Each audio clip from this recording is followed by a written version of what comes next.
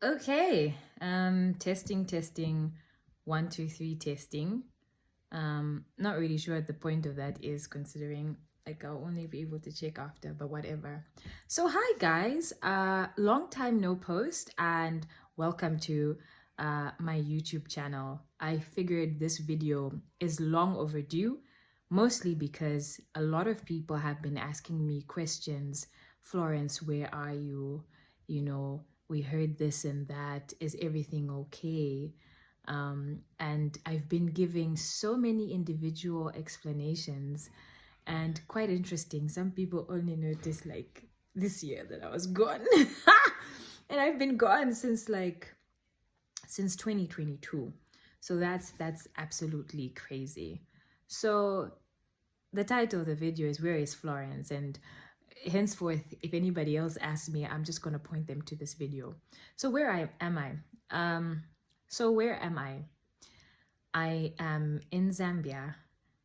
Most people don't know this about me, but I am not Namibian. I am Zambian. I grew up, I think, for a very short time. I think I left like very young, below the age of 10, left Zambia, went to South Africa, went to school there, and then moved to Namibia, where I spent, I think it's been more than 15 years. So I am Zambian by birth. And yeah, why did I move back? Well, for the longest time, I was, in a struggle to find employment, and by God's grace, I managed to find that. I think the last job I had, I was retrenched. For those of you who don't know, I studied law. I also did my JTC exams, passed and cleared that. And even one of the criterias for the admission process required me to have permanent residence, which was another fight on its own. And then after getting retrenched, a lot of the interviews I was attending, they were telling me like, look, they've told us that mandate has been given to employ, Namibian candidates as presidents, especially because this was after the time of COVID. A lot of people lost their jobs, and no shade to Namibia, but it made sense to prioritize their people. I'm sure even Zambia would have done the same. So, it was that trauma of going to an interview and then being told, oh, we would have loved you. It's just that you're not Namibian, and I remember my mom telling me, go home. And I was like, what's that? I was struggling. I was getting, depressed and anxious, talking to God. And then came this internship program. It was an internship program, y'all. And I made the decision to apply. And then they sent me like a quiz to do, which to be quite honest, I was just like, okay, I did that. Then went on to an interview. They called me for a physical interview. So so first I did an interview online, and then they called me physically, which I did. And then, forget background noise. Yeah. So I went for that interview, and well, long story short, I got the job, and then it was like, whoa, and during the process, knowing that I was leaving, I was youth leader at WCC.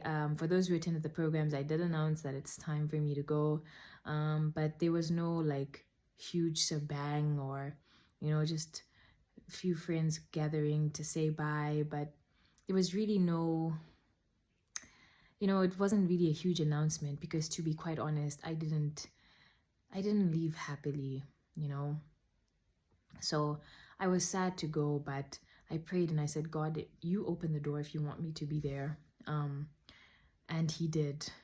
And I was like, whoa, like really relocating. My family, my immediate family is here. My life is here. And, yeah, there was quite a lot, which made moving really hard. But I did the hard. And I came here to Zambia, and that's currently where I am. So yes, I'm in Zambia. There have been a couple of rumors that I went to, give birth somewhere. No, that's not true. That I ran away for committing a crime. You would be surprised what people think. Yeah, that's not true either. I relocated for better opportunities, and yeah, that's where I am. Next question. Okay, people keep asking me what's the hardest thing about moving, or what were the hardest things that I experienced, because I moved in 2022. I don't know if I mentioned that, but that was like 2022, like towards the end of the year, I was gone. So a lot of you have seen me like in places and events. That's because I would constantly like fly there, come back, fly there, come back, you know, like I was having like trouble adjusting to being here. So every opportunity I got to come to Namibia, I did. I did, come rain, come sunshine. Maybe not as frequently anymore because I think I've adjusted.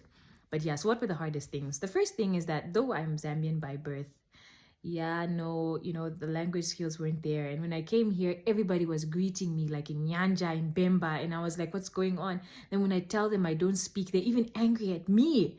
They're like, how come you don't speak? What kind of a Zambian are you? And I was just like feeling a lot of, imposter syndrome. Like my papers say I'm Zambian, but to be quite honest, you know, I don't feel Zambian. You know, the service is really different here. There's a lot of people. The queues are long. You know, the way of life is different. Things are so expensive in the shops, but cheaper in the markets. And I was a bit like, what's going on, you know? Now I'm a market girl. Shame. When you guys visit, just I'll show you the places. But anyway, like that was really hard for me. Another thing that was super hard is that I really thought that my life would be in Namibia. Like, and by life, I mean, you know, everything. I'm sure this one is a common one. I'm just deciding, should I say this? Okay, yeah. Like romantically, I really thought, you know, I was sorted as far as Namibia is concerned. But you, unfortunately, didn't quite work out. Well, amazing person he was, but it didn't work out.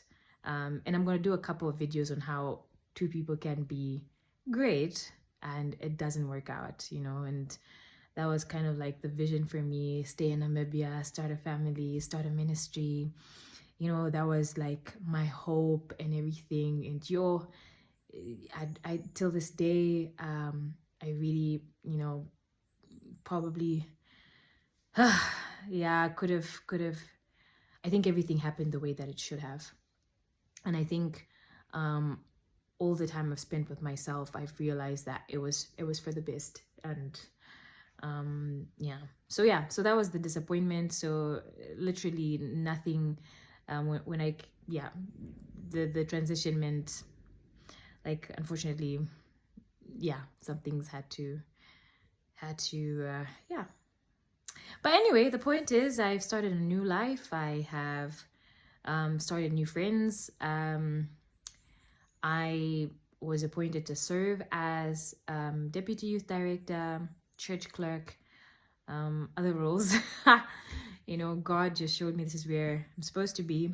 I recently resigned as youth director, deputy, which is something I'm going to share in the videos, because I learned a lot about myself. Like, I've never resigned from anything, but that was a mission, and I can't wait to tell you guys about that. So do stick around, hit the notification bell. I'm not going to do like super amazing editing. I'm just going to speak to you about things that I've learned about God, things that I've learned about myself, things that I've learned about you know, the Christian journey. And yeah, I think God sent me here on my own mini wilderness experience, to learn the parts of myself that aren't so great, to learn the parts of myself that are great.